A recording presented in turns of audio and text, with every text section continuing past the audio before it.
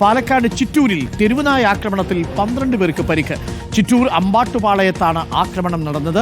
പരിക്കേറ്റവരെ ചിറ്റൂർ താലൂക്ക് ആശുപത്രിയിൽ പ്രവേശിപ്പിച്ചിട്ടുണ്ട്. ഇക്ബാൽ അറക്കലുണ്ട് കൂടുതൽ വിവരങ്ങളുമായി. ഇക്ബാൽ അറക്കൽ, സുപ്രീം കോടതിയുടെ ഭാഗത്തു നിന്ന് ഡൽഹി മുനിസിപ്പൽ കോർപ്പറേഷന് നിർദ്ദേശം പോയിട്ടേ ഉള്ളൂ, എല്ലാ തെരുവുനായ്ക്കളെയും ഷെൽട്ടറിലടക്കണം, നമ്മുടെ നാട്ടിലും അത് നടപ്പിലായെങ്കിലും ആഗ്രഹിച്ചു പോകും. ഇത്തരം വാർത്തകൾ കേൾക്കുമ്പോൾ എപ്പോഴായിരുന്നു നായയുടെ ആക്രമണം ഉണ്ടായത്? പേവിഷബാധയുണ്ടോ നായ്ക്ക്?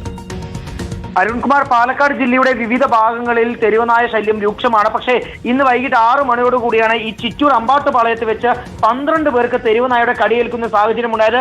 ജോലിക്കും അതുപോലെ തന്നെ ക്ഷേത്രത്തിലുമെല്ലാം പോയി മടങ്ങി വരുന്ന ആളുകൾക്കാണ് ഈ തെരുവുനായയുടെ കടിയേറ്റത്. 12 വയസ്സുകാരൻ ഉൾപ്പെടെ 12 ആളുകൾക്കാണ് ഇപ്പോൾ ഈ തെരുവുനായയുടെ കടിയേറ്റുള്ളത്. ഈ തെരുവുനായക്ക് പേവിഷബാധ ഉണ്ട് എന്ന് സംശയമാണ് നാട്ടുകാരും പ്രകടിപ്പിക്കുന്നത്. പക്ഷേ ഈ നായയെ ഇതുവരെയും കണ്ടെത്താൻ സാധിച്ചില്ല. ഈ നായ കണ്ണിൽ കാണുന്ന ആളുകളെ മുഴുവൻ കടിക്കുകയായിരുന്നു എന്നുള്ളതാണ് പ്രദേശവാസികൾ പറയുന്നത്. ഏതായാലും എത്രയും പെട്ടെന്ന് തന്നെ ഈ കടിയേറ്റ മുഴുവൻ ആളുകളെയും ചിറ്റൂർ താലൂക്ക് ആശുപത്രിയിലേക്ക് മാറ്റാൻ സാധിച്ചു. മന്ത്രി കെ കൃഷ്ണൻകുട്ടി ഉൾപ്പെടെയുള്ള നേതാക്കളും അവിടേക്ക് എത്തി ഈ ആളുകളെ കണ്ടിരുന്നു. പക്ഷെ നാട്ടുകാർ പറയുന്നത് തെരുവുനായ ശല്യം ഈ മേഖലയിൽ രൂക്ഷമാണ്, പലതവണ പരാതി നൽകിയതാണ്. പക്ഷേ ഇതിനെതിരെ യാതൊരു രീതിയിലുള്ള നടപടിയും ഉണ്ടായില്ല എന്നുള്ളതാണ്.